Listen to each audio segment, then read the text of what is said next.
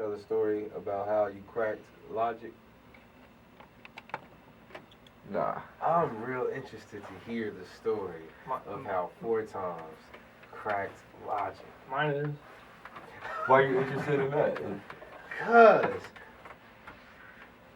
let's get some dirt on this motherfucker. We live? Whoa. It's super lit right now. Mama made it. Mama made it. Mama. So we can officially say in season 3, Point Proven has accomplished something that I didn't ever dream of. When I tell you that the person we have in this room is a legend and an OG in the Those city. are kind words. Thank you, sir. I mean it full-heartedly. He has mixed and worked for the likes of YBM Smooth, Mix God. Scooney, Mix God. Drix. I got a credit list somewhere if you want me to read some. Woo! Yeah. Name somebody that we All know right. in the city that can sit here and name a list. I literally have to have a list because I literally don't remember anymore. Well, He doesn't ladies and remember gentlemen, anymore. I go by the name of Rello. That's Rello. 4 times the genius, man. 4runner.com. Look, if you gonna run the world. Exactly. Point proven. And ladies and gentlemen, I have to introduce this OG. He goes by the name of Craig.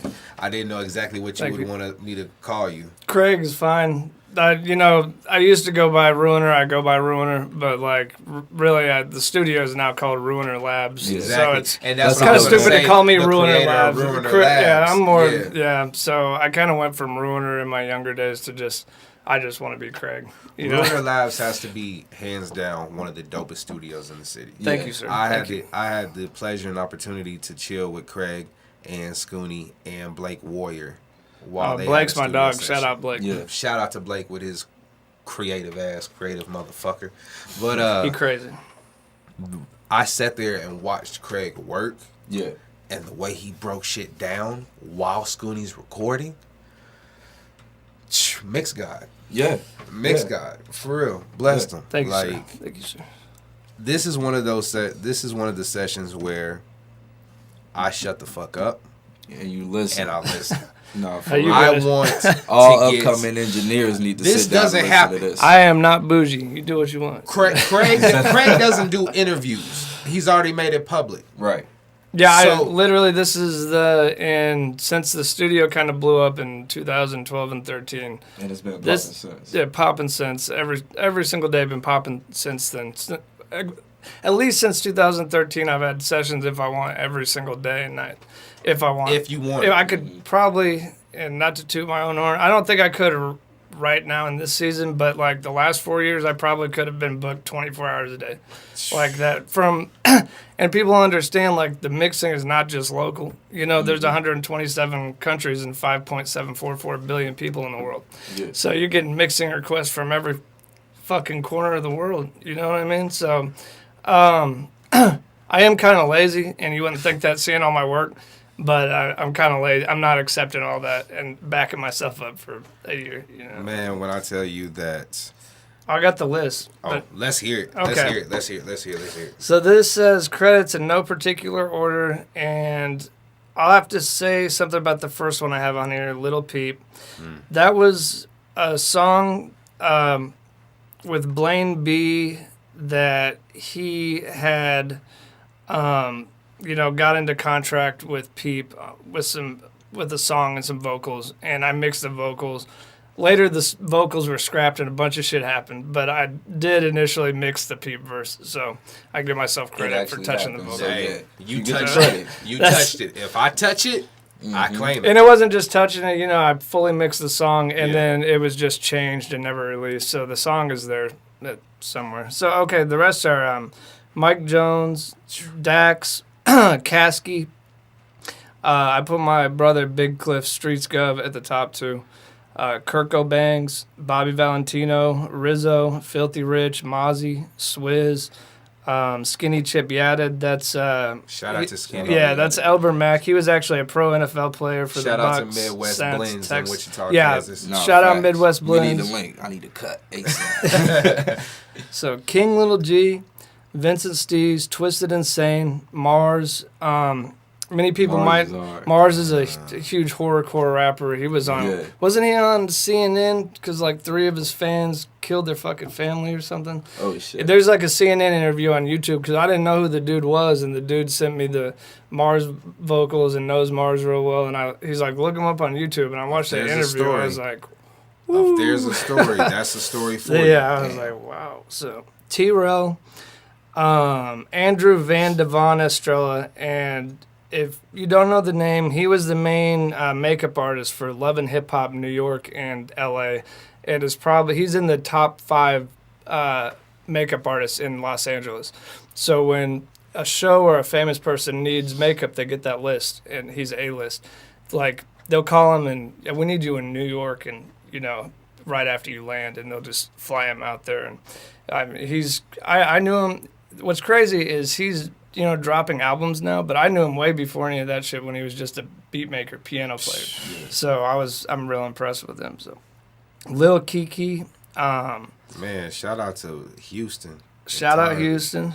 Brown Boy, he was I think this was in the 90s. He was like one of the biggest Hispanic artists at the time, and he had a single called Superman.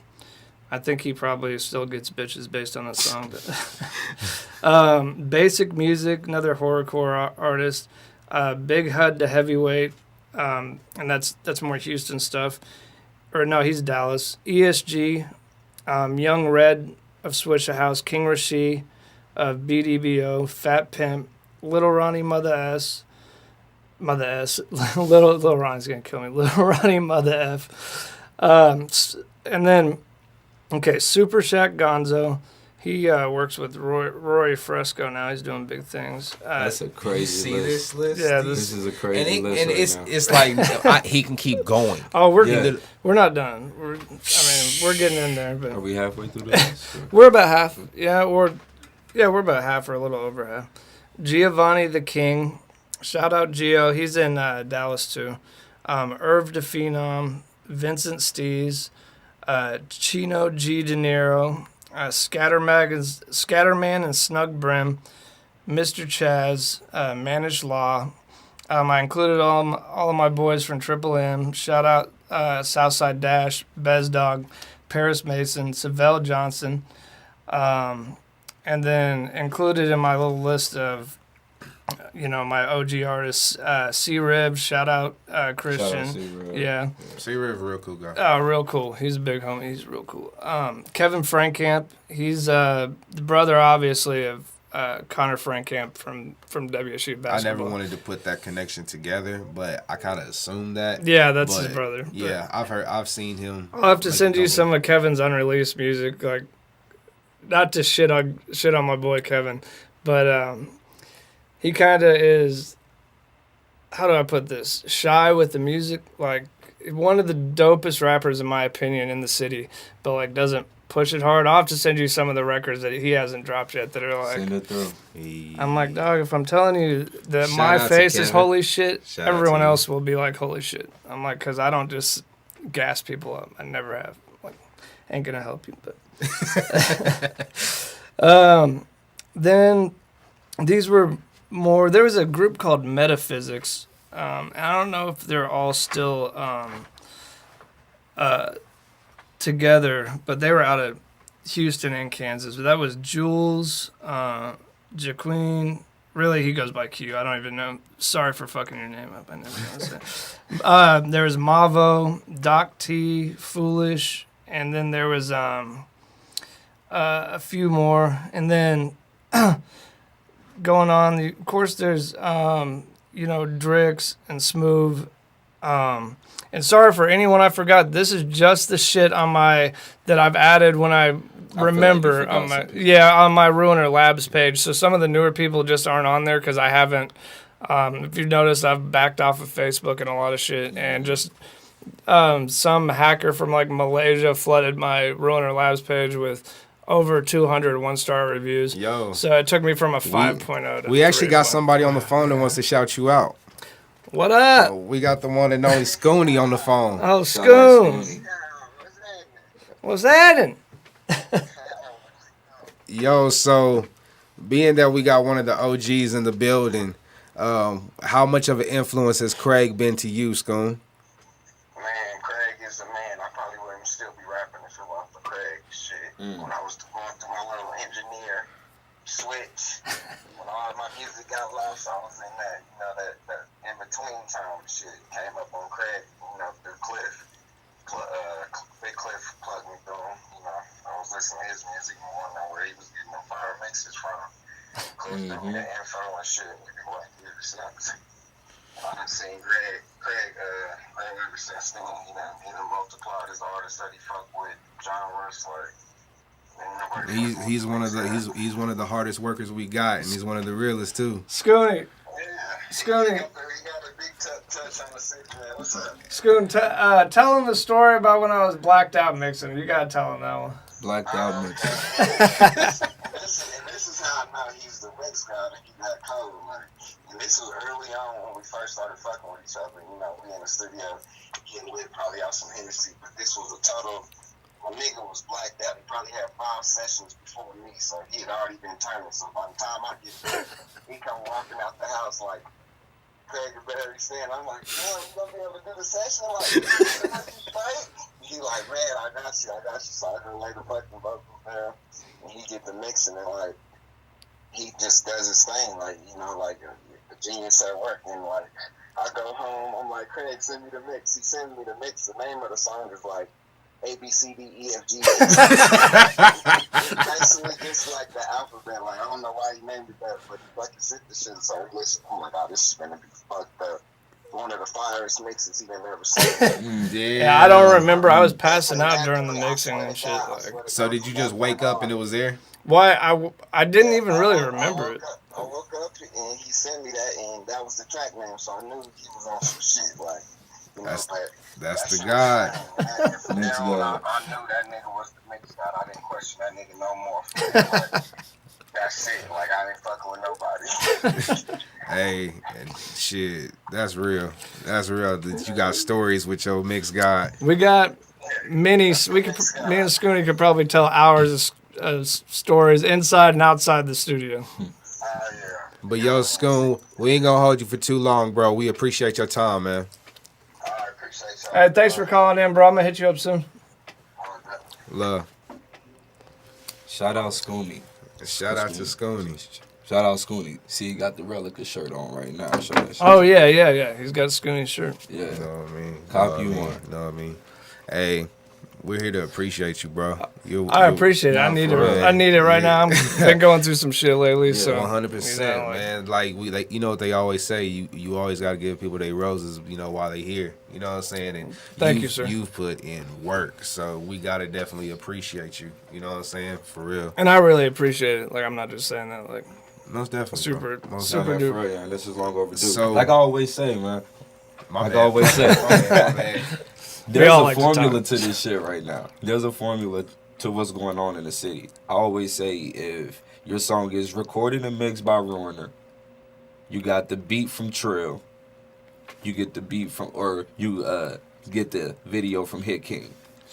That's the formula for this shit right now in the city. And there's a couple other ones. And Other it's crazy producers to be a out part of there. that. Right, for sure. One other producer I wanted to mention is Peso Pity. Shout out Peso. Shout out to Shout out Peso, the most petty motherfucker I know. That is my guy. Shout out to Patrick. He just, I love that guy, man. No, he's lit. After the stuff I was dealing with last month, me and Peso were talking, and I gave him an Axiom 25 weighted key MIDI keyboard and a 49 key Virus MIDI keyboard. It was like, the Virus keyboard is probably $300. I'm not trying to brag on what it costs, but I just wanted, you know, a How much I talented believe producer it, to yeah. have that Peso's shit. at work Because I don't right even now. like to fucking make beats. And yeah, he said when I gave him that, he messaged me the next day and he was like 11 beats deep, shooting for 50 by next weekend. I was like, Facts. so. We but- need to bring Peso back, man. Yeah, we actually He's had, like we actually so he in the came shadows. He came in with Blake Edwards. Oh, yeah, They I had a know. tag team episode. Oh, no They shit. literally tagged. And as soon as Peso sat down, I said, "We finna get petty in this bitch." Like, I'm like, "Let's Peso talk." petty. Tell me, I'm Oh, like, if "Tell me I, something." if I could show some of me and Peso's Man, conversation. Yeah, I know Peso. what you- Oh, I already know. One of the funniest guys. Okay, so like I'm almost done with this list. You know, fuck. 250 names Okay, later. I don't know if I mentioned Scooney yet, but shout out Scooney. That's Shout one of out my, Scooney. you know, dogs from day one. sure. He's literally one of the first people that called me and was like, "Hey, can I get a session?" And it was right after I met Cliff, and I'm like, "Yeah, for sure." And he came in with Blake Warrior, and they had this back and forth hook that was so confusing. And I turned around and I'm like, "You know how fucking confusing this shit is?" And they're like, "Yeah." And I was like, "This shit is so fucking confusing." I was like, God, I was getting pissed. And I got it done. And after the Scooney was rolling, and after that, we've, you know, been recording together ever since. But okay, so Scooney, Big Sam, Blazin, Brandy Alexis, Case Q, DJ Crazy A. He was a DJ in Manhattan. He actually hooked me up with the Irv DePhenom feature. Young Near, he was a producer for the Migos, and he was also the dude. Have you seen the video for OG Bobby Johnson? Yeah. He's the dude that was holding the gun with the potato on the barrel in the video. Okay. I don't think he had anything else to do with that song, but he is the potato barrel guy. But he does make fucking fire. He has made some of the beats for the Migos. But Okay. Boy Guan, Lawyer Jones, Mr. 2000, and one of my day ones, Vogue from 1119 ABM. I don't know if he's even rapping anymore or on the internet. Yeah. Or I know he got a shitload of kids, and so he has real life shit to deal with. Not that all of us don't, but some different shit, you know. Yeah. And that's the list I have here. And I know I'm forgetting like a lot of artists I don't think I've added any that I've recorded in the last year. So if I forgot your name, you can Much love to cuss me out or everybody. what, you know, much love to everyone I've ever recorded. It's, you know, I've met, as you know, if you just heard the list I've read, I've met, those are the people that I've mixed that are real notable. And I meet like 10 times more people in that list, and then I record twice as many people as that list, and I meet new people every day. So when people pull up and I don't know their name, I'm not being a dick. My memory, I've been partying. I've been partying since I was 14, and I'm 36, and I haven't taken a break. So it affects some people in different ways. My memory is pretty good, but when you're talking about like 500 to 1,000 people. And you got all the mixes. Imagine how many like, people this guy meets like within a oh, year. dude, because one artist might bring 8 people with them, Yeah. and then the next time, you know, a year later, they might bring that same person. Like, oh, you don't remember me? You ain't gotta take it personal. Let- You know what yeah, I mean? Like, it's too many people. Yeah, like I'm sorry, man. I'll be cool with you, but yeah, it's nothing personal. But unless you come regularly or like something like this, like. I'll always remember you guys, you know what I mean? Do remember you guys, but unless it's like some event or something, or, you know. There's even been. I'm fucked with names. I Yeah, can do that now. I'm bad. I'm Like, fucked with names, but I'm good. Oh, with here's faces. another person to shout out and a good story. There's a kid, he goes by Johnny Mack in the music, but his name is Jalen Macias, and there's another Jalen named Woosie Teefs. I think he's either Elbert brother or Yeah. is it his brother? Yeah. Yeah, and okay, so when Woosie first hit me up, I don't know why, but I saved his name in my phone as Jalen, and I know Jalen, Johnny Mac, like super good. Like we go out and drink and, you know, hang out with the family and shit and had for years. So he hits me up, let me get this session. I'm like, cool. And he pulls up and it's Woosie and he hops out of the car and I was like, you look different. Like I was kind of drunk and he was like, what's up? It's Woosie. I'm like, oh shit. And he's like, why? I'm like, oh, nothing. I was like, I explained the story to him and he started laughing. But I'm he's like, I'm not tripping. I know all black people don't look alike. Like, God damn. yeah, he know I didn't mean it like that, but like, No, I'm joking. but there's been plenty of times where not like that, but similar situations, or I'm really bad about double booking. Like someone's Yeah. like, "Can I come in 7 on Friday?" Cool. Someone else call me. And Can I next come in thing at 7 on Friday? I don't even look at my. Yeah, cool. That's cool. Because I don't keep reminders. I don't keep calendars. It's just I book shit, and when I know I'm gonna be at the house, if you show up and I'm there, then it's on. If I'm not, then we'll probably have to talk about it and reschedule. You know, but it fucks shit up sometimes. So you've had someone pull up on you while somebody's in the studio multiple times. Many times. Or the story Scooney just told you, like, I didn't think anyone was coming after that. And I literally drank, like, over a liter of hen. Like, They was getting down on the hen when I pulled up. Oh, yeah, I It was drank. like this much left. And then Scooney was like, you can knock it off. And I was like, God damn, y'all getting down. In 2014 was my worst year of partying, and we were knocking back like fists to 1.75s a hen and Ciroc like almost every fucking night. Or I was recording this dude who's a pimp in Dallas, like a real pimp, like he was wanted for Some shit.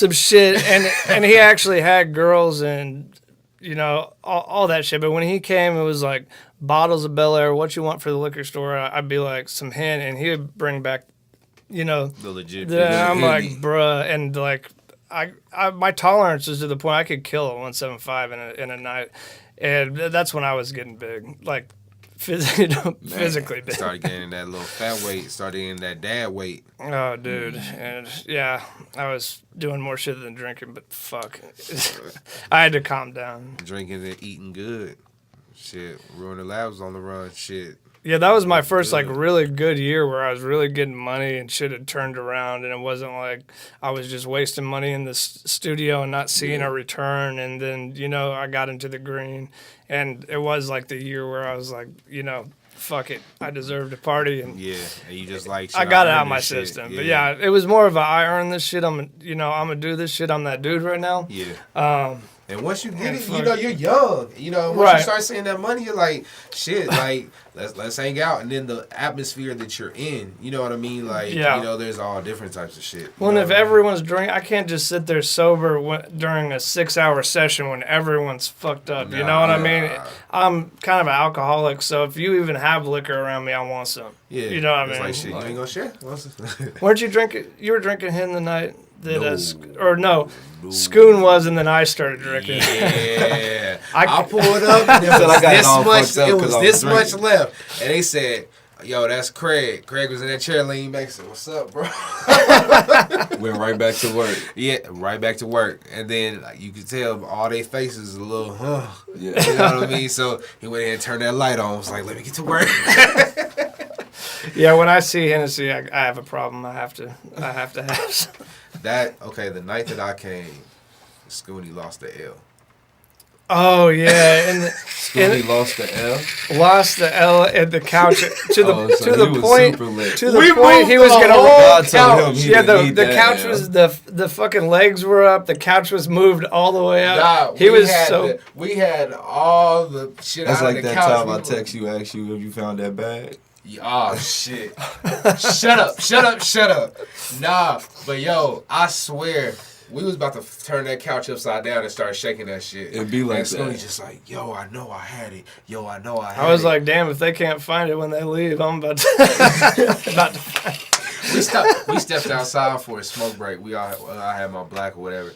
Blake comes out of nowhere. It's like, oh, I found it. like He did come out hella he came smooth, out dude, of like, nowhere. what? Was just like, oh, here. Wasn't was. it just on the side, right? Yeah, he plain made it side. sound too? so like, oh, like you didn't look right there. Like I was Oh just like, shit! I hate Alright. when that. My wife does that to me. I lose All the something, time. getting so pissed it's a looking for it. wife's job. Yeah, and she'll be like, No, for real. "It's on the counter to the right." I I'll be like, "No, Not it's even not." looking, And, right? and I'm like, "Oh my damn, got me. god!" She's like, "Who do you think?" That's why I just ask my wife now. She gets mad. Like I'll ask her. I'll be like, yo, you see my hat? I put it with the rest of the hat, sir. Like okay. Cool. You'll be doing that your They whole make marriage. it seem like duh is where the rest of Yo, that I is. told my wife something. Tell me if I'm tripping or not. I told my wife today. I said, it's not that you like to argue with me. You do like to argue with me. But if I say something, you just want to say the opposite. Yeah, You know what they call Just that? to see if I can prove you wrong in a way. it's called woman. Well, that, and in psychology, they call it a polarity responder. That it doesn't matter what someone says or someone close to them says, it doesn't matter. They will respond in the polar opposite. So they call it a polarity. What does it mean when it's just specifically your husband? when all of a sudden it's broken down. Well, listen, anybody else? She's just doing that type of behavior. That's called a wife. Yeah, man. See, I'm a year into Me and my shit, wife so are like that with food. I'm like, you should try this. I just ordered this. You know, it's blah blah blah. Costs this much. It's fire. We not finna start. I just already know. She'll take a bite and she'll be like, I don't like it. I'm like, you just don't like it because I got it because I like it. And she's like, that's not it. And I'm like, we're not going here. I'm bro. cool with that. Mine is like this. We order something, right? You got your plate, I got mine. She'll be like, you want to try some? That's her saying, I want to try some of yours. Oh, yeah. And I'm offering a piece of mine. But me, I'm the type where I was like, yo, I ordered this. I'm like, yours looks good. I'll be like, okay, bet, cool, whatever. If I thought about ordering it. But if I didn't even think about ordering that shit, I'm like, enjoy your shit. I got my shit. That's a wife thing. Nah, she's like, you gonna get me a piece. Like, whether you like that shit or not. Still, yeah. Shout out to our wives because I'm for not real. trying to go home and get. Yeah, shout out, wifey. We're just airing our, you know what I mean, grievances. Man. We love y'all. But they don't It's listen. all They love. don't listen to us. They probably won't watch this whole podcast. Nope. I'm telling you, they're gonna get to the Scooney part and they're gonna say, "Oh, that was so sweet that he called," and that's it. We're good. About 4 minutes in, they'll turn around and be like, what did you think of the podcast? Oh, It was cool. It was good. It was real good. Yeah, you sound I good. sent you the don't watch link about 15 minutes ago. It's an hour. Yeah, this is an hour-long interview. I sent it to you 10 minutes ago. You watched the whole thing? Yeah. Oh, I skimmed through it. Word. That's how you get down. That's how you get. Okay. Let's start from the very beginning. 20-something minutes into the episode. Let's start from the very beginning. When did Craig decide to put the laptop or put the computer in front of him? And I feel like it begin this was before the process? laptop and the computer.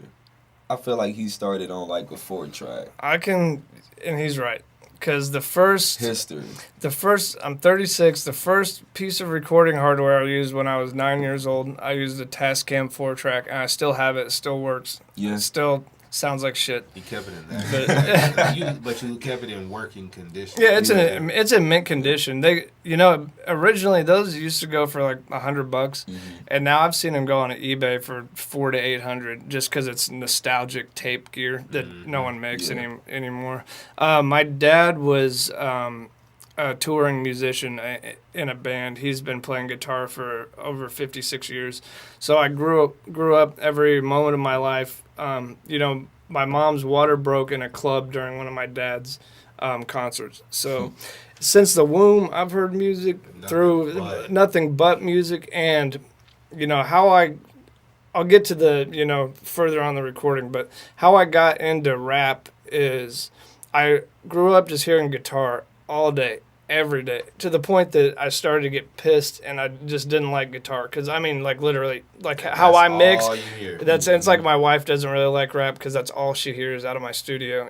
Not that she doesn't, like rap, but she's just tired of hearing it. You got to hear something tired different. of hearing it. And so I started looking at other music, and I grew up on 13th and Fairmount, and my neighbor, Tonner, who was like one of the worst kids, one of them. No, he wasn't. Earl Bell was the worst. Don't kill me. You probably don't remember I lived by you, but Tonner brought over Easy Does It. And before that, I had some, just some regular, CDs, classic stuff, and that kind of I got that, and then a girl at school a couple of years later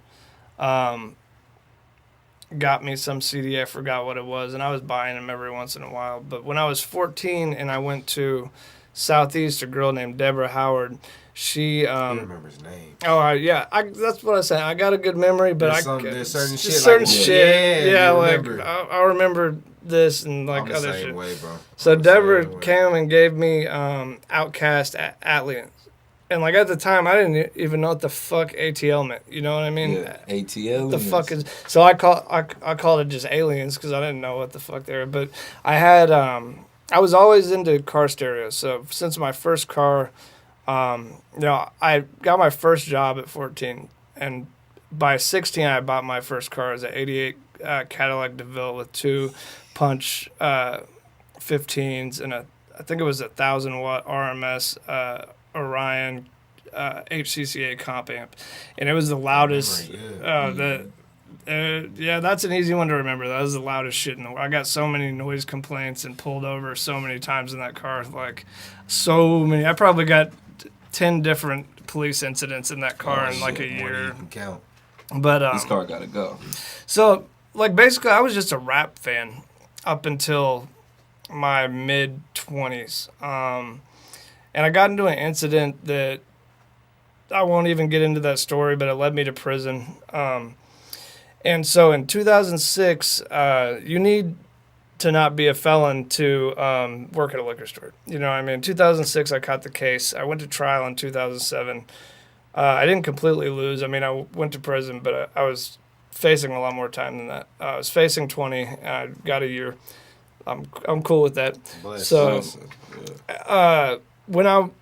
So I went to prison in 2007, but only for 34 days because I made appeal bond, which is really rare to bond out of prison. But I got granted an appeal bond, and I was basically on house arrest. It was I wish I would have never done it. You know, I don't know because it's what got me into music. But I was sitting in the basement just on house arrest, like I'm gonna fucking kill myself. Like, this sucks. Can't work anymore. You know, all my computer certifications and my work history is bullshit now. And I was talking to my friend Sam Foster.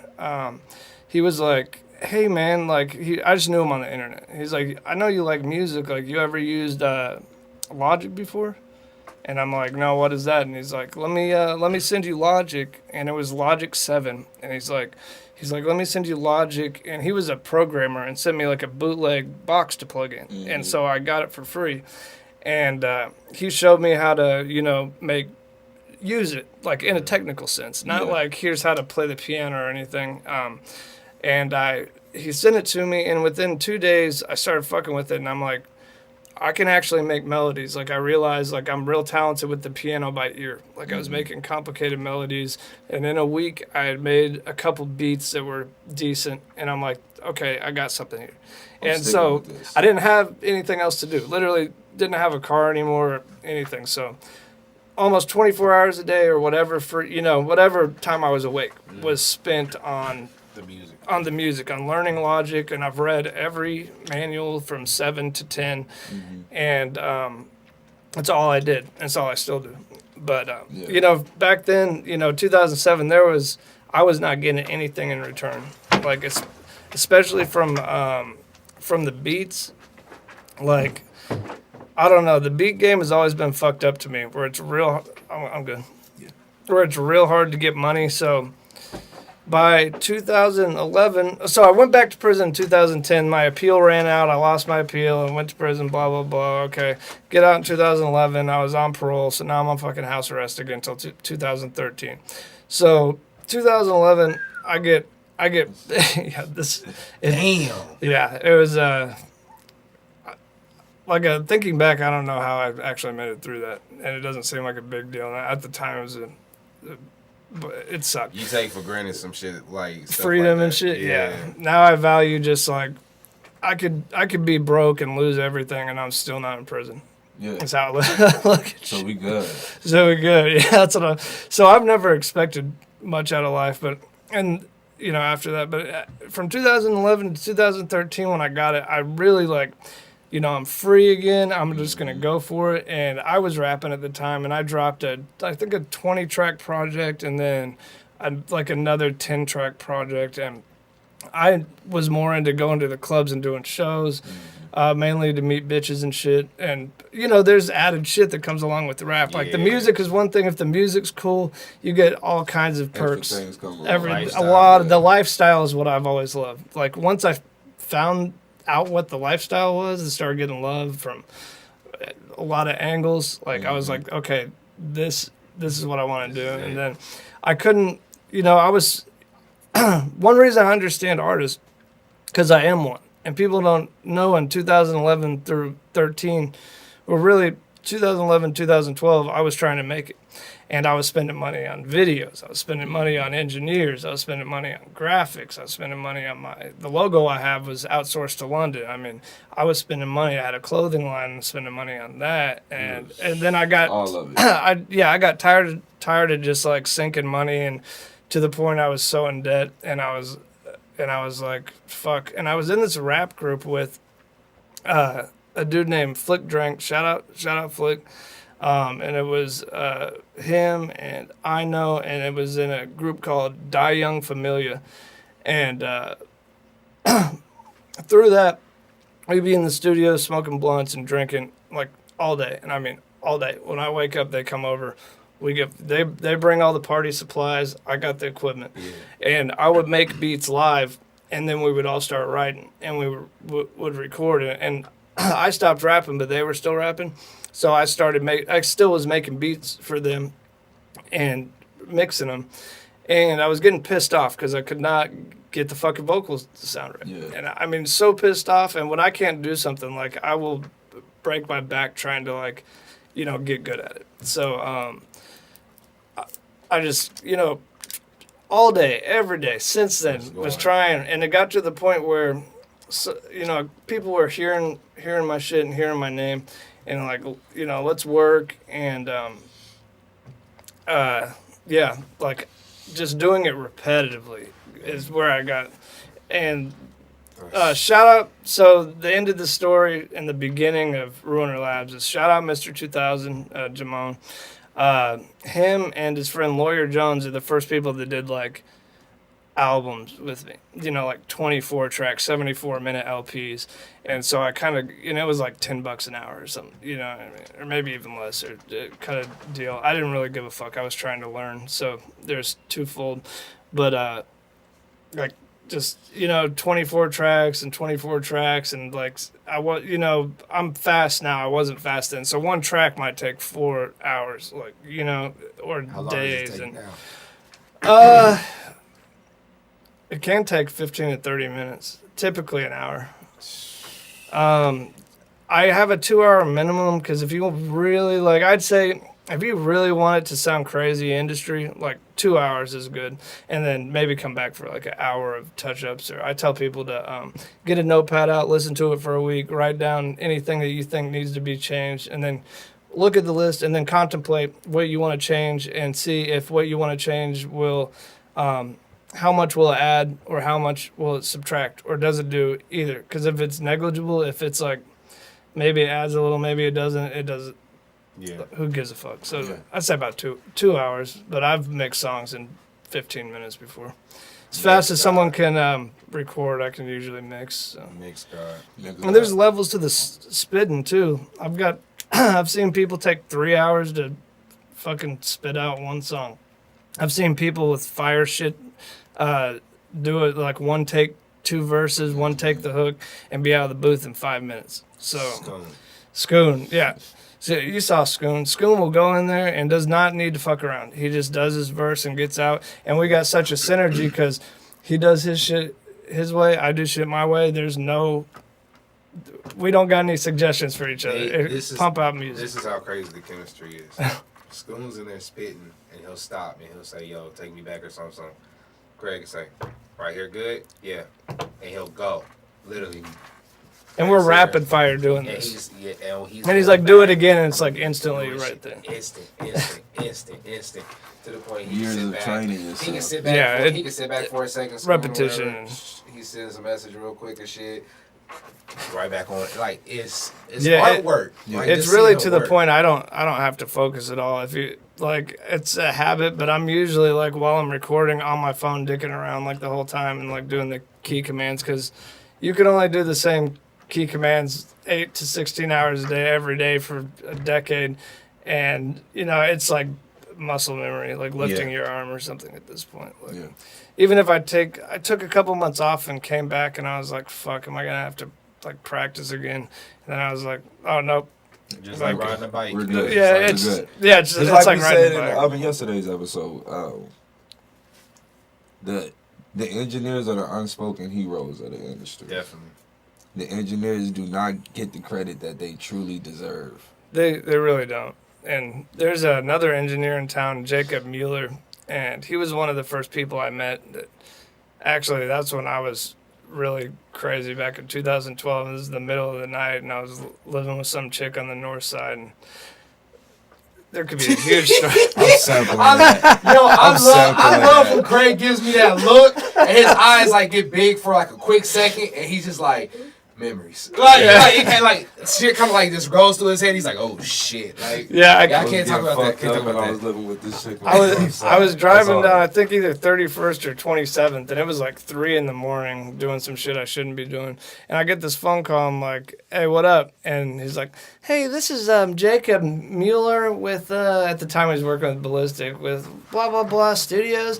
I heard some of your dubstep beats, man, on YouTube, and I was wondering if I could teach you a little bit about the hardware side of audio. If you could teach me a little about beats. I've got an Avalon SP 737. I've got a Neumann TLM 103. I've got an Apogee Duet Mod, and I was like, hey, bro, I don't know what the fuck any of that is, but we can link up, bro. Like, just text me an address and I'll come through tomorrow. And he was like, oh, that sounds good, but I was really on some different shit. I was like, the fuck is the 7 what? You know what I mean? And now I talk like that. Strap. Get the strap. Who the fuck is this? Is a 7. Damn. So how many years with he's been for real since what, 2013, 2014. He's been I've been for real since like 2006, really. Well, I mean, as like daily. No, I was nonstop This current in 2000. wave. Yeah, current wave. the engineering shit pretty much since 2013 or late 2012, 2000. The actual music and beats, like I was doing beats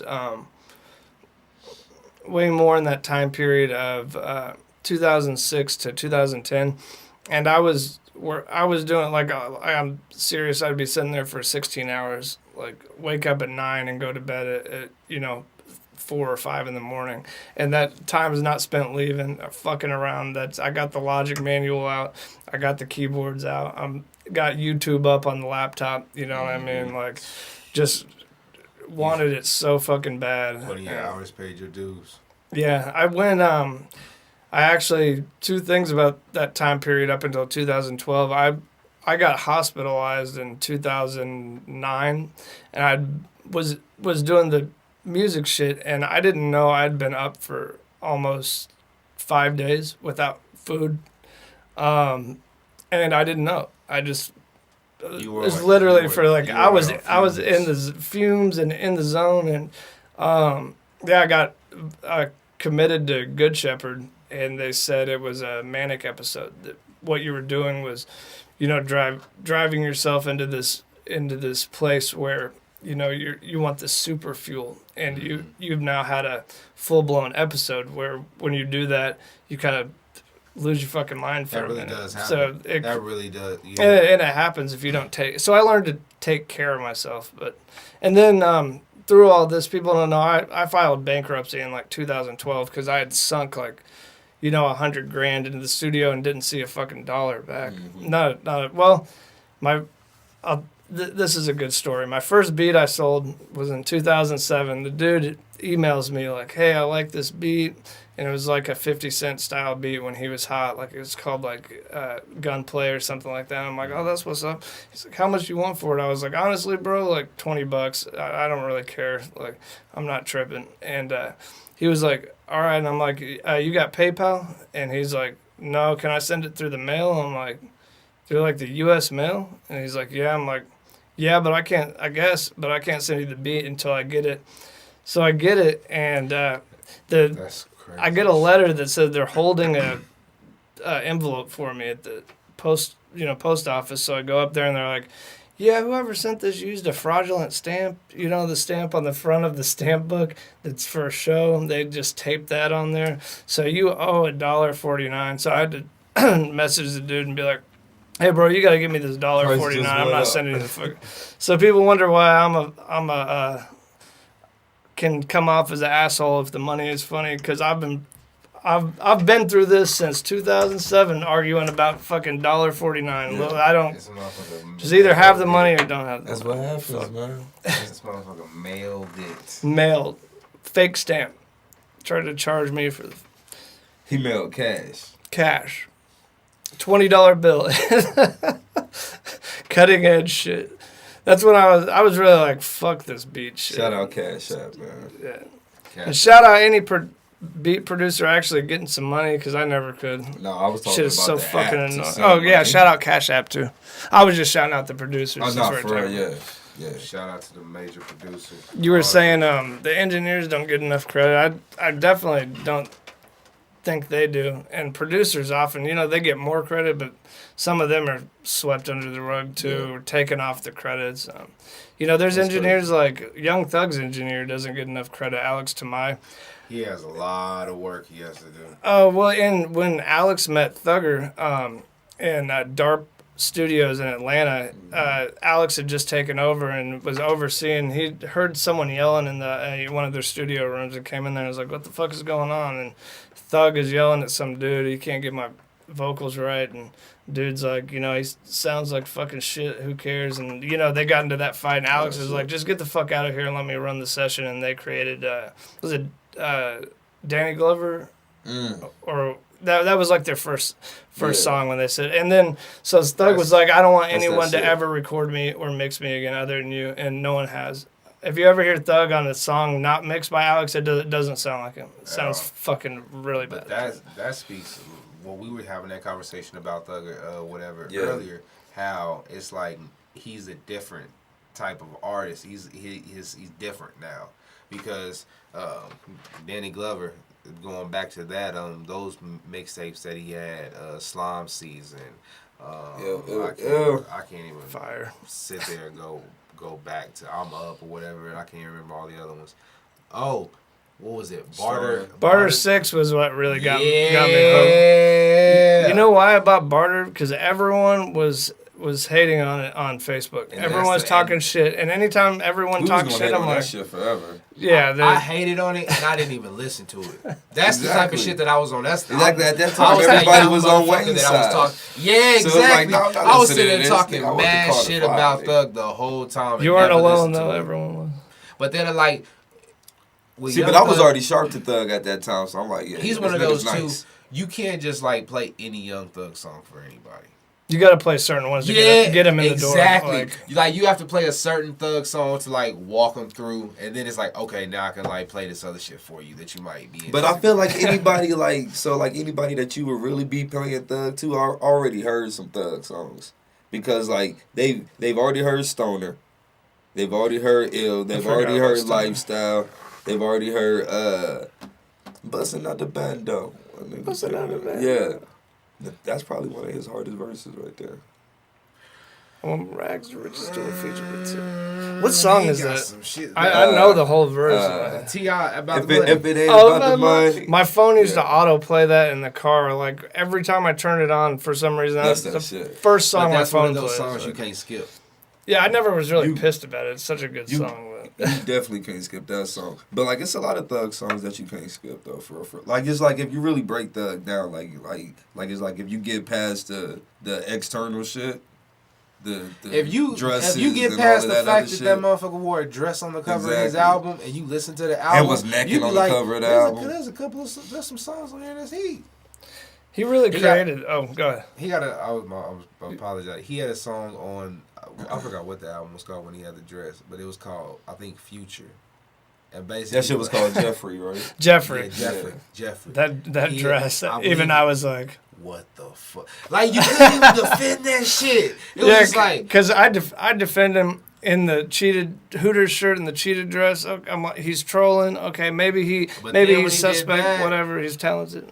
Yeah, there's no. But that basically on that song, like, he like channeled his inner Future, like the artist Future, and the tape was fire. Let me know if I'm tripping. But I asked these guys earlier: is Thug better than Future?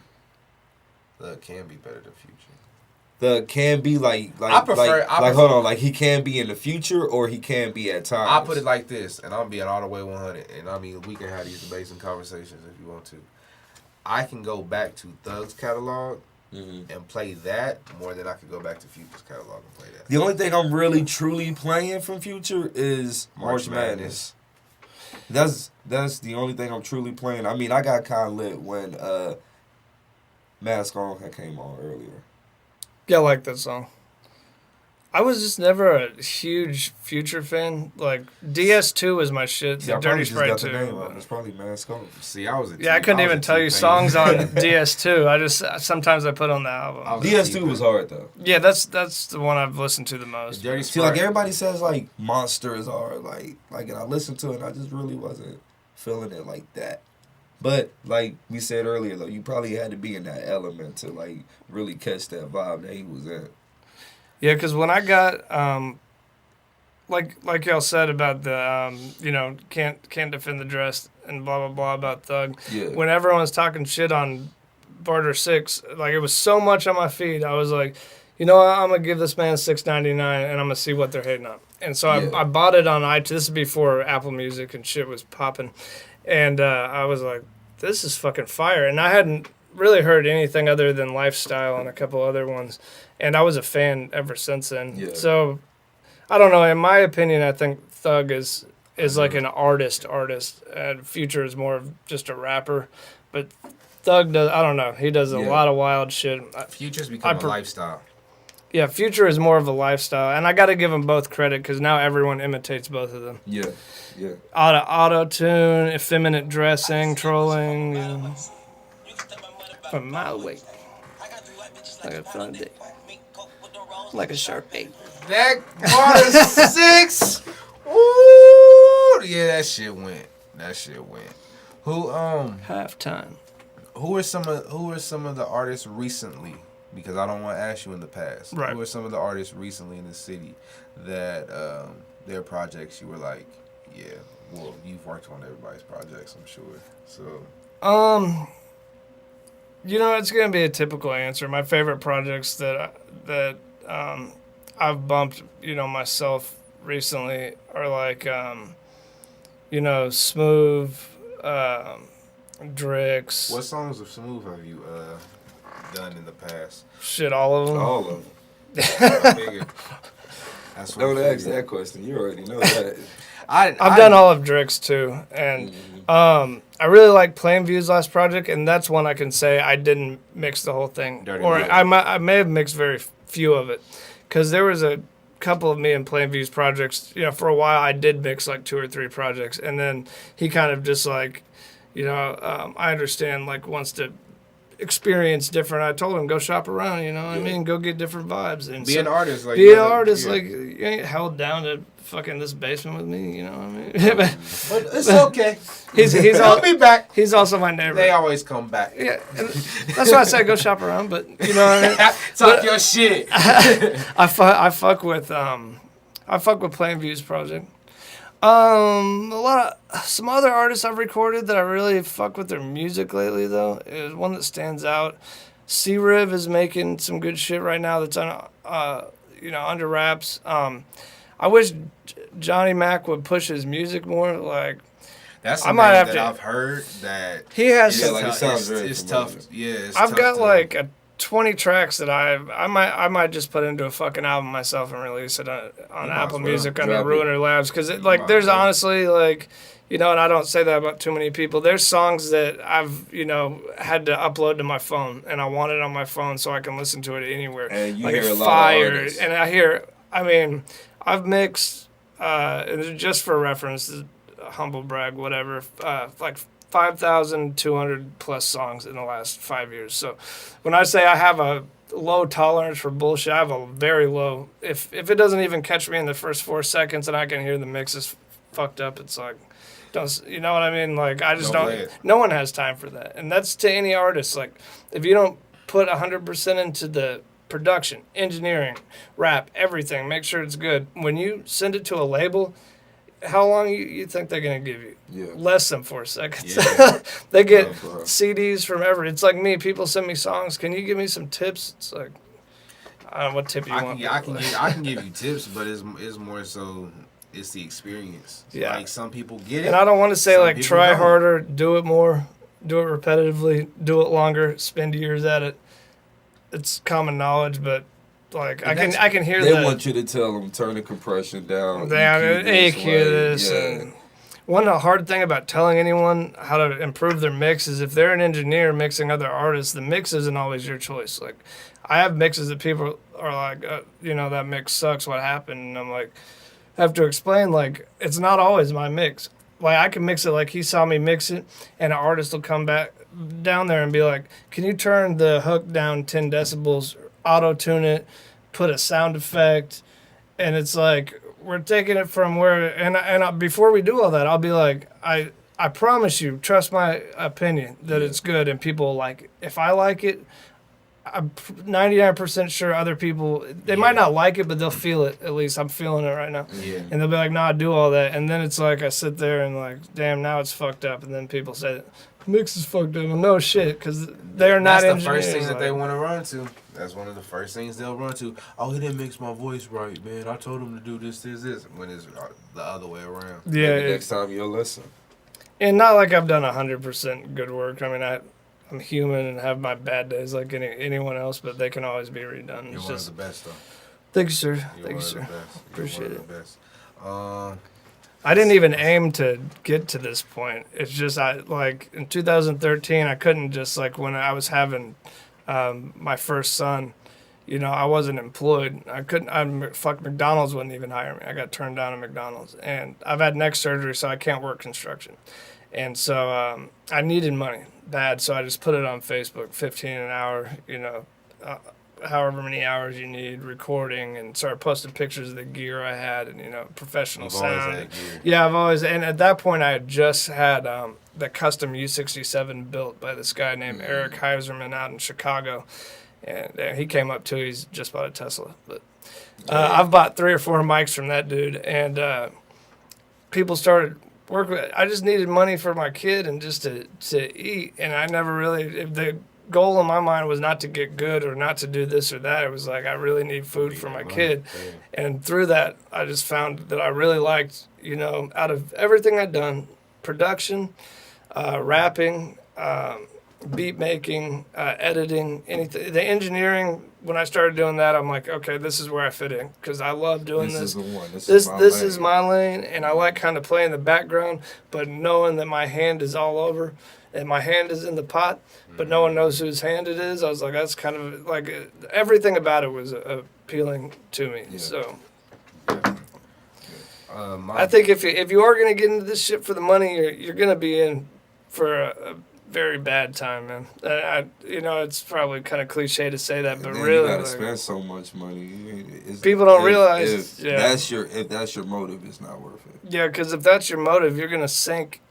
Like I just built a studio for it's YRF for my boy Thug and Taylor, and I think we put 30 or 40,000 in a week. Luciano. I knew that. Yeah, shout out to Thug too. We need to link up with him. That's a name where when people say Thug, I know who they're talking about. Right. But then it's like I gotta kind of hear the name to know like okay like yeah we on the same page. What was that video he just dropped? That shit was super hard. He's another one that has Shout out some Thug, shout out Gabby G, shout out Hit King, man. That shit was lit. and fucking That was lit. Yeah. But yeah, we dropped 40 grand on that studio. So if you're an up and coming engineer and you want to compete, just have like 50 racks ready and be ready to make $10 an hour for a couple of years, and you'll be good. Have you gotten any complaints at your house? Like what do you mean, From, noise like, complaints? neighbors? Yeah, noise complaints. When I first started doing beats real loud all day and all night, I went to first of all, to the right is this like 100-year-old Asian dude, and literally he's like 95, I think, and he does not.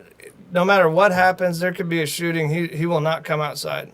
And I talked to him, and yeah, I talked to him and said, I'm going to be doing loud music, so if you have a problem, come to me, don't call the police. And he said, fine. We can figure it out better this way. My other neighbor said, your studio window is right next to my bedroom window, but I know you're doing what you love. So because I You loved gotta move you. your fucking window. You Yeah, gotta move your bedroom. no, he said, because you're doing what you love, I'm not going to tell you to turn it down or anything. He said, or call 911. He said, Yeah, But now, I'ma just let he you said, know that if I it did. happens on the other side, they're going to be in, I'm going to war for the lifetime they own that house. Yeah. But he's like, I got love for you. I was like, thank That's God. dope. And then Hold on. Shauna and them We across the got street. one more person And here they're to show you super love. cool. Super. They would. Yeah. Craig, we got one more person here showing you love. What up? What up, Gregory? Oh, what's up, Smooth? We got I knew it Jamal was in the him. building. I knew it was him. I thought he was gonna say hi. Hello, Jamal. Sound like the Fed, bro. How's it going, bro? It's all good. Man, we got Craig here. We just, you know what I'm saying, showing him mad love, you know, supporting him 100%, and then just showing love for everything that he's done for the city. Is there any way that Craig has impacted you as an artist? Yeah, he can match him on to the quality sound, bro. He the reason I got back on it for real, because I didn't really have no quality place to record shit. That's real. Our studio shit was just all over the place. He helped me get back into being an artist for instead of just jumping on beats and just rapping on shit. That's real. Appreciate it. That's real. Well, Smooth, man, we appreciate the phone call. You know, we was just talking about your ass clowning you a little bit. I know how it goes, man. Chingy had to come up in that conversation. Hey, actually, Chingy did not come up. You brought him up. So Now it will come up. how did it feel? How did it feel to mix right there for one of the hottest Midwest artists? Oh, cause of shit. Nigga stupid. I wish I had mixed. Hey, I'm gonna get off the phone before Smooth come and knock my ass out. Send me the location. Oh, you got an Android. My bad. I can't even get there. Oh shit! Is he gonna pull up? No, he if he pull up, he gonna kick my ass. That's what I heard in this interview. Nah, man, I don't fight. Hey, I don't fight, bro. He's a Buddhist pacifist. hey, they don't make him like him. Much love, bro. Well, Smooth. That's That's my another guy. person. That That's damn another fight. All right, so that's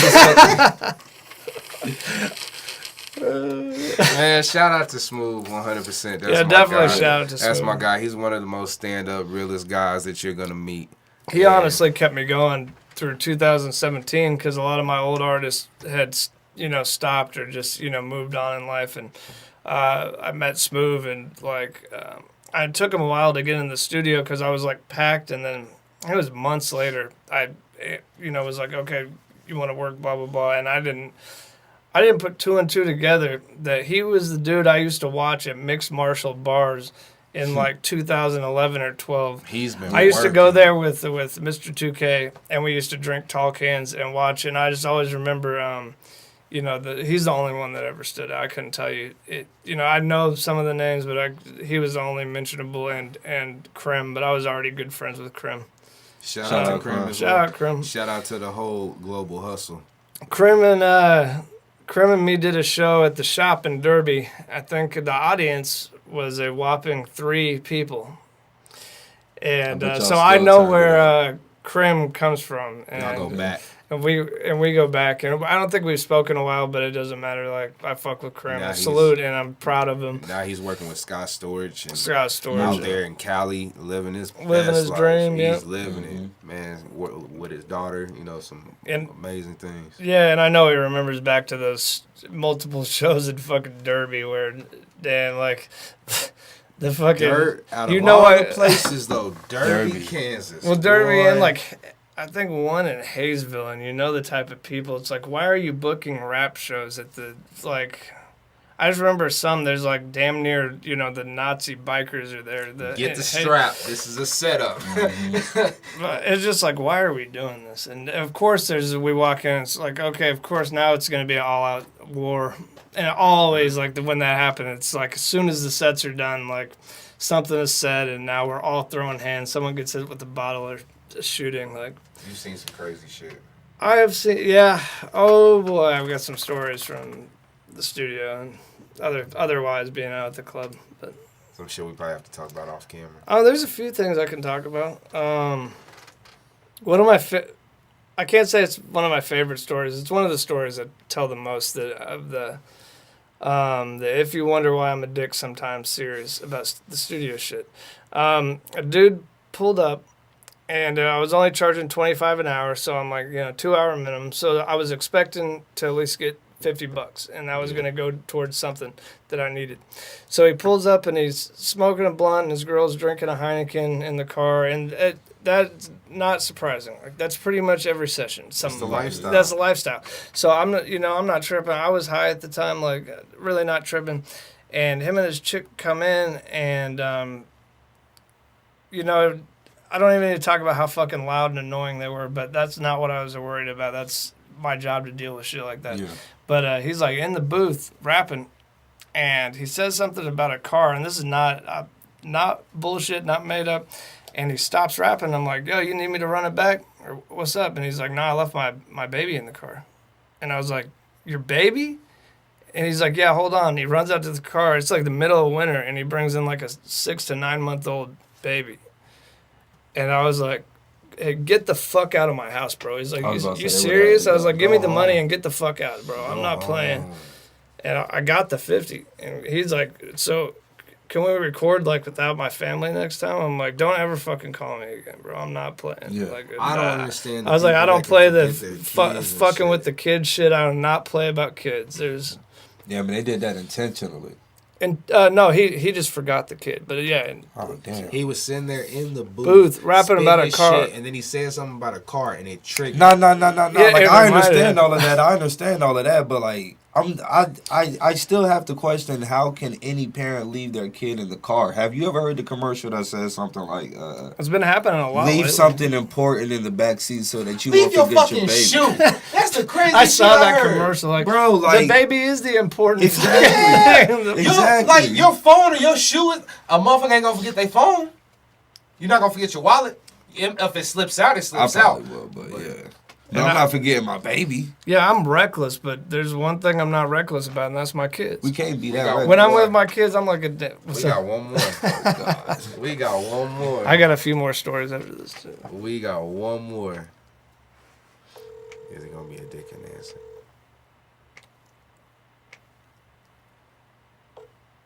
What up, man? Yo. What up? What's happening? We're just eating egg rolls, chilling. You know. For all of you that don't know, we got Plainview on the phone. Plainview, how you living? bro? Plainview. Y'all live? Yeah. Not live on Facebook, but live on the. Yeah, this is gonna be on the Live on episode, the bro. podcast. Oh, shit. Yeah. Yeah, caught you. So we're just sitting here, you know what I'm saying, giving Craig his roses, you know what I'm saying, appreciating him for everything that he's done for the city, and just, you know, recognizing him for all of his hard work, you know what I'm saying, at the lab and everything. So is there any story, is there anything you got to say about how, you know, Craig might have impacted your career? Man, bro, my whole development in the auto-tune shit is with Craig. Like, he's the one that helped me create the sound I got today. So, like, shit, all of his work that he done for me, that shit, like, transpired me to be the artist I am today. So, really, like, you know, he'll tell you in a better way, because I don't really know how to put shit in words, but he just helped me nurture the sound that I got today, man. Appreciate it. That's love. That's That's what I aim to do. That's love. You don't have any crazy ass drunk stories of Craig or anything? Man, bro, we got too many stories. I was about to say you're gonna have to pick Man, one. we be in the studio just like it'll be days where you won't be feeling it. A lot of people don't know that. Like, Mhm. not every day you go to the studio and it's a good vibe and you just clicking. It's a lot of days where we're bumping heads. We're like, Mhm. you know, like we need a break type shit. But it's like you to work with an engineer, you gotta vibe out with them. You know, you Yep. gotta have the synergy and shit. You can't just. That's why people just think this shit easy, but it's not easy. You gotta like really have the right people in your corner. You know, like vibe out with them, so that the energy that you put into the booth, you know, can be a clean one. Definitely. Definitely. Hey, He speaks the truth. He spoke nothing but the truth. We He have- just dropped gems. We bump heads a lot. It's funny as shit if you could see it. Man, if I could be a fly on the listen to a Plainview session with Craig, oh, that'd be crazy. Come sit in sometime. Nah. You be bored as fuck, bro. See, I knew he was gonna say some shit. I knew he was. But hey, Plainview, we ain't gonna hold you, bro. We're gonna go ahead and get ready to get out of here in a little bit. But we appreciate your call, man. Alright, bro. Love y'all. Love, bro. Love, bro. Much love. Yeah, what he was talking about with the auto That's the tune is. last one. Oh, that's good. Meetings you on? I'm not tripping. The auto tune is kind of what I was saying about Thug when Alex met Thug. Like, he just instantly knew what to do with him. When I met Kit, not only did I not know he was my neighbor, Yeah. I didn't know anything about his. I literally didn't know anything about his music. He booked a session, and when he started rapping, I was like, no, I know exactly what to do with this. And he spit some hook, and he's trying to tell me suggestions. I was like, hold up, just don't say anything, and when I'm done mixing, you tell me suggestions. And so I started mixing, and I'm like, I know exactly where to go with the auto tune and reverb and all. You know, he's like mini Travis Scott type sound. Yep. And I did it, and we rocked and made like 2 albums after that. And he works quick, I work quick, but it was one of those things where I just heard his voice and like, oh yeah, he's perfect for autotune. And he uses autotune as an instrument. It's honestly like other people try to mimic him or mimic Thug with the autotune. Yeah.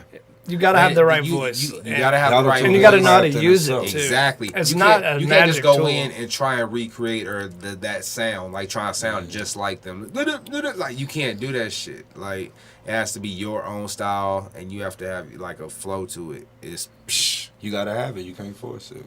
I remember that time you put auto tune on my shit. And I thought that was the funnest shit in the world. Well, cause you was singing. Singing my heart out, and then we played If it I'm back. ever singing, I need autotune. I gotta have. Nah, bro, we played it back, and I was like, "Yo, cut that shit. Like, Cut that shit. That shit's gotta go. Like, nah, my voice on auto tune is ass. Like that shit. Is I have people all the trash. time. They're like it'll be, God, what was it? A few months ago, it's like the fucking one of the shittiest songs I've ever heard, and I couldn't even tell you what artist it is, and give a fuck if they know what I'm talking about.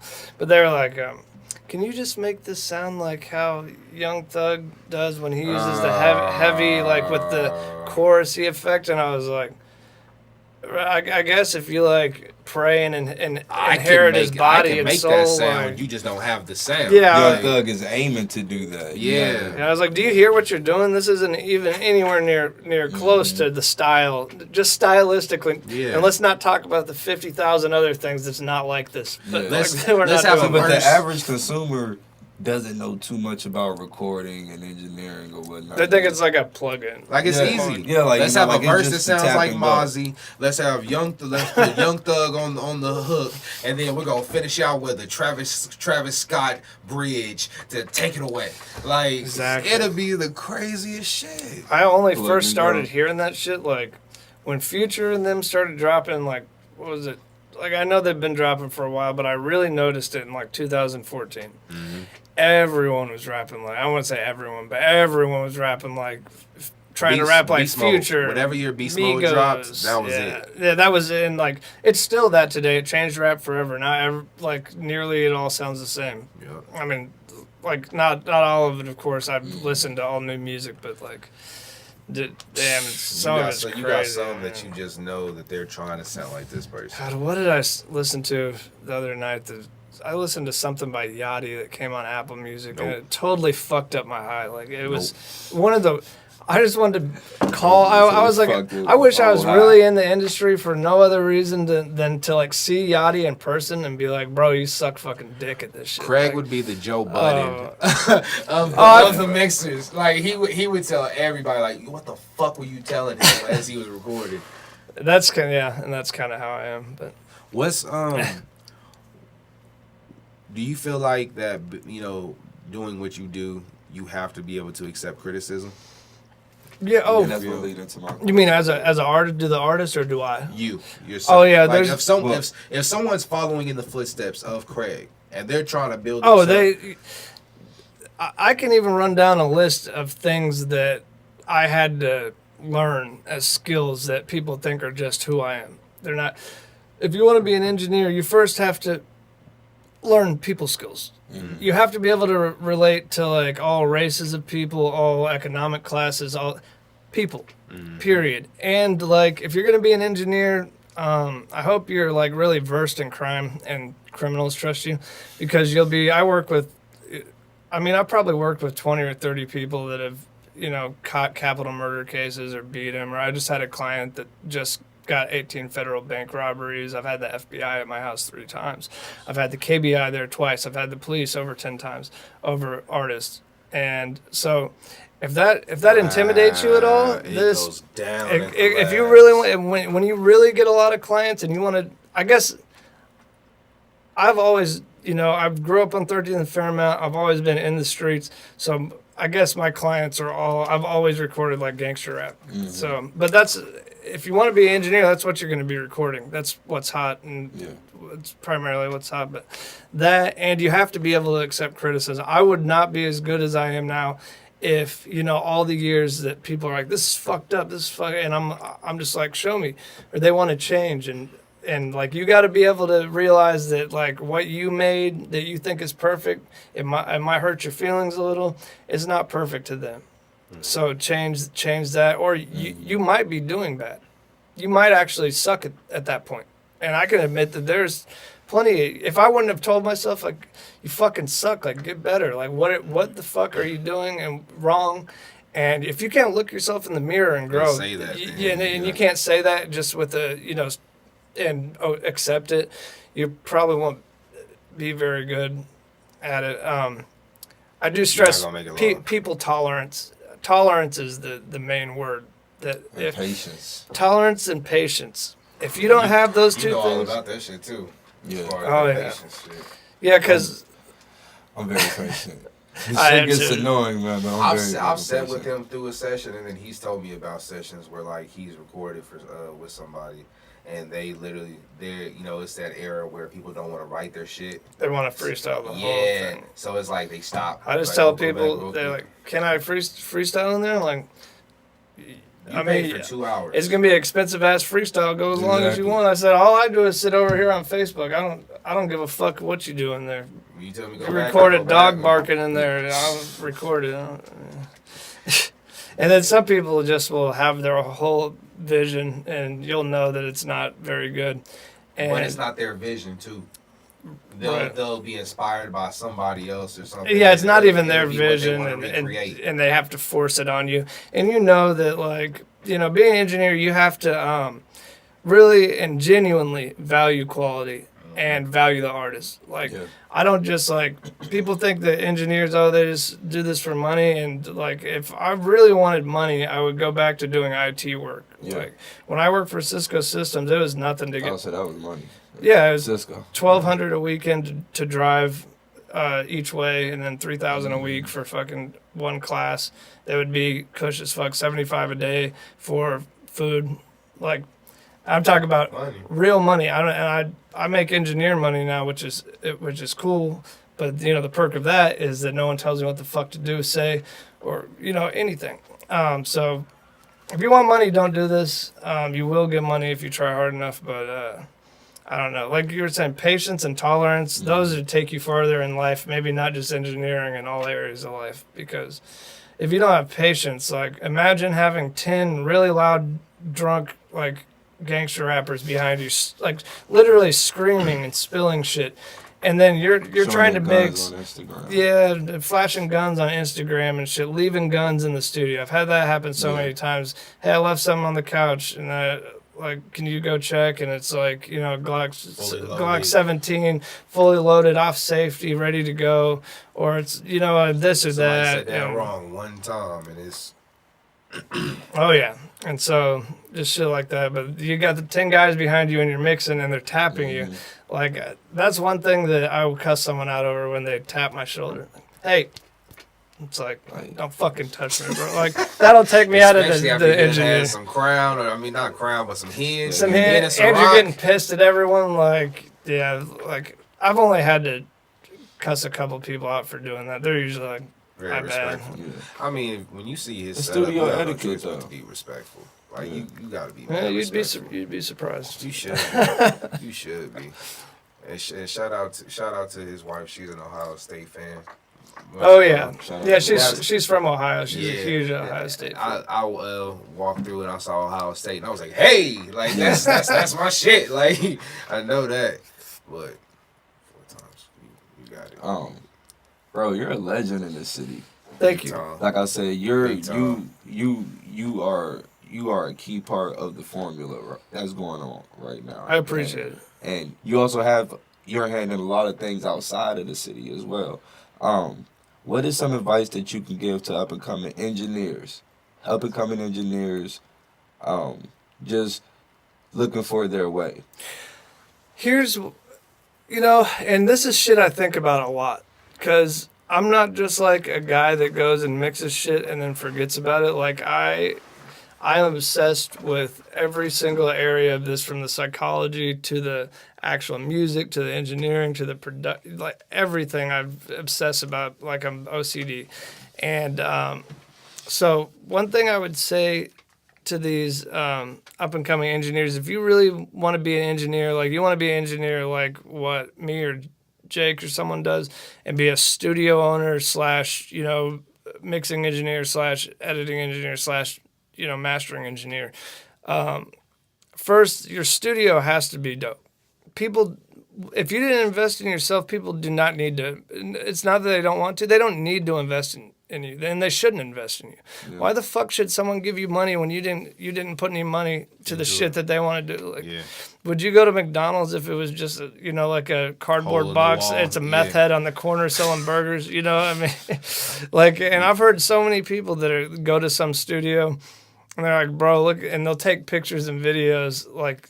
And they'll be like, look at the shit I was dealing with. Look at this shit. This shit is a fucking joke. All because you didn't want to answer, Craig. Damn.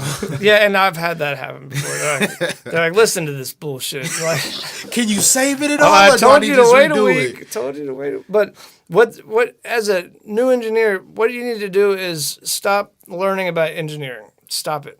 You need to learn about gear.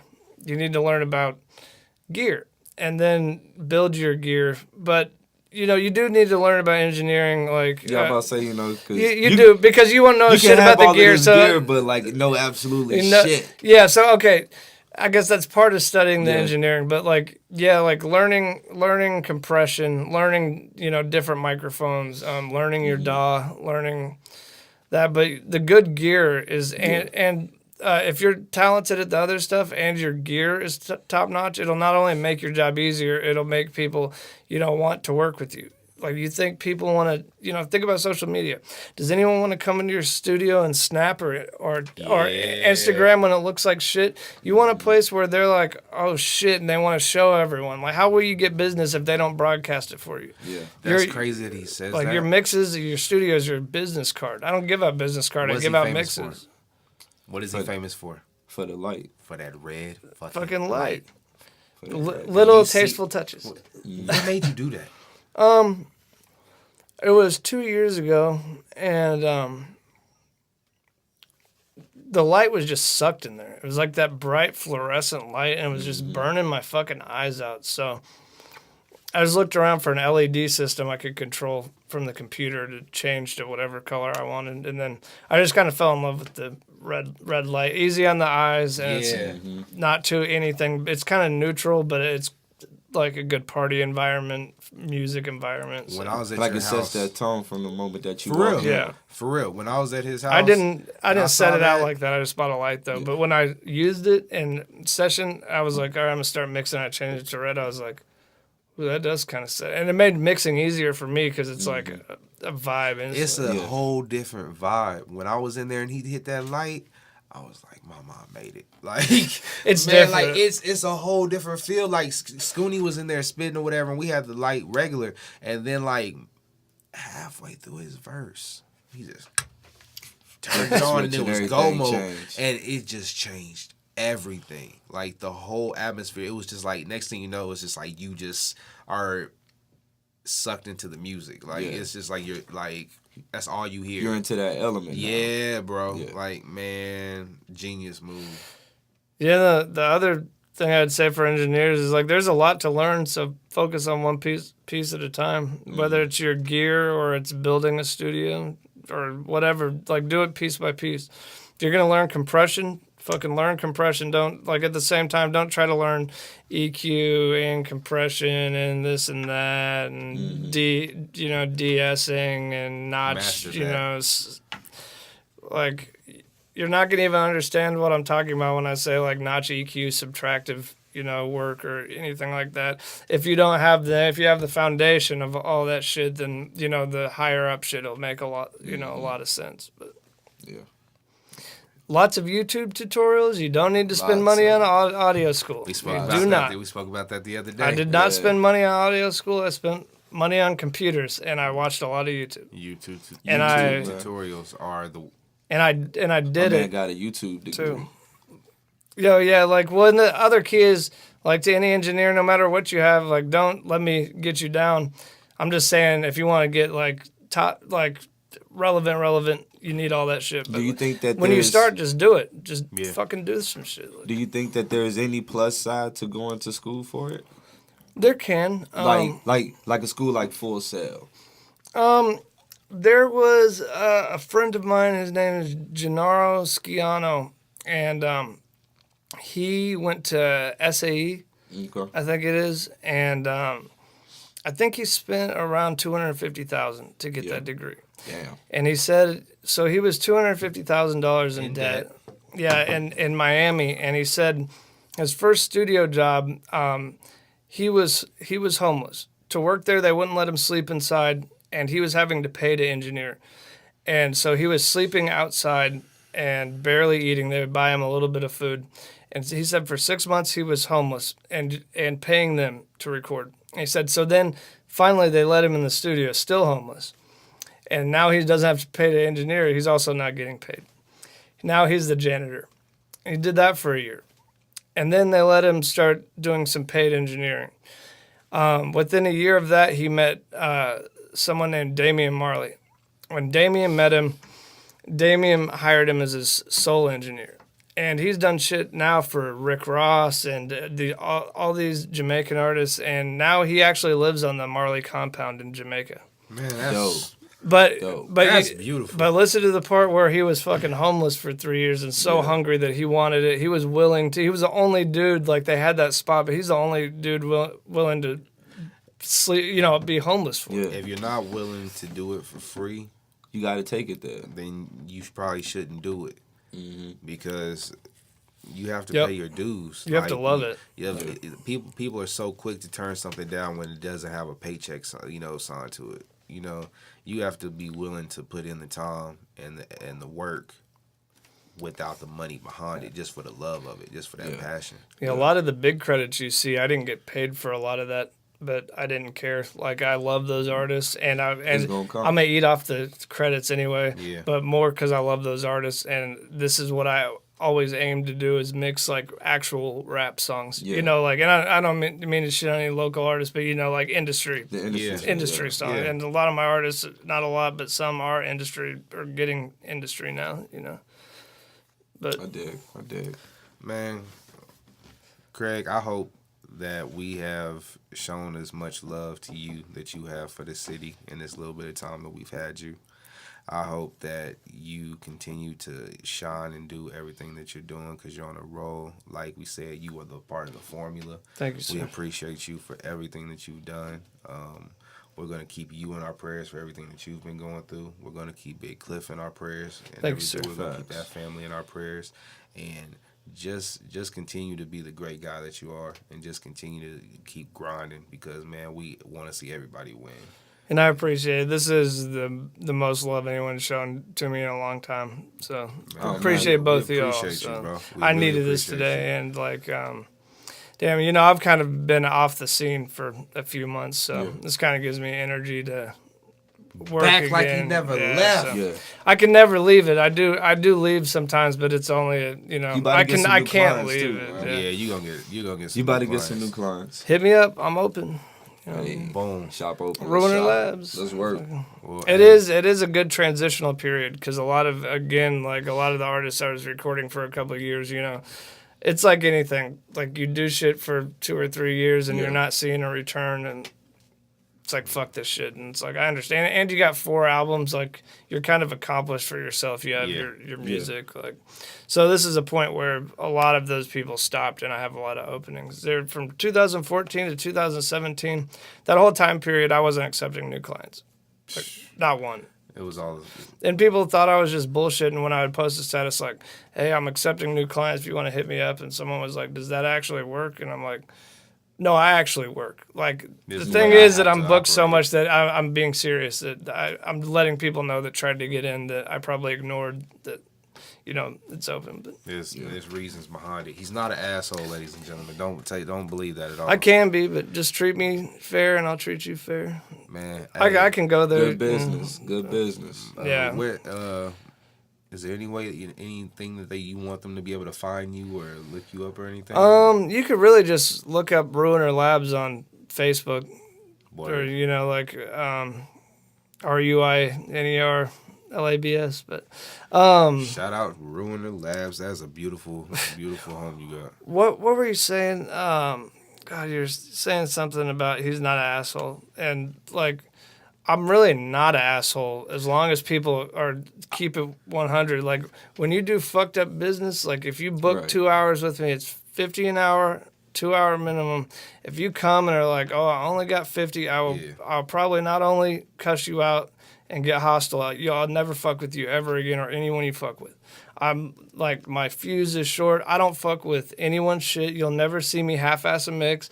So I expect you not to half-ass any business with me. And that's very, Professional. and I'm a very nice person. I am bipolar 1 and a felon. So I have this, bad side to me. I will not show you it if you just cool. show me that you're straight up, because that's how I weed people out. Yeah. Yeah. Hey, But you just continue doing you, because all that negative energy or anything, we don't need. yeah, Yeah. that's what I'm saying. I just move forward and do the music, and like I could tell you 100 bad stories, but I just shrug that shit off. And for every 100 bad stories, I got 10,000 good ones. So Always. Well, just continue doing what you're doing, man. And we 100% support you over here at Thank you, Point sir. Proven. Love you, much love. Ladies and gentlemen, this has been an episode of Point Proven. I go by the name of Rello. That's RELLO. 4 times the genius, forerunner.com, man. If you're going to run the world. And everybody, please subscribe to that Forerunners YouTube page. Please Yeah. subscribe to the Forerunners official page. Yeah. It's forerunners.com, like my brother 4 times said. And if you don't know by now, we have the OG, the legend, Craig from Ruiner Labs, Hey, the what original mix god. So much love to him. Appreciate you being here. Dope And energy, too, man. Shout out Craig, man. You said Thank it you, right thank here, you. man. Shout you out, man. You dope, bro. 100%. appreciate Hey, it. we out.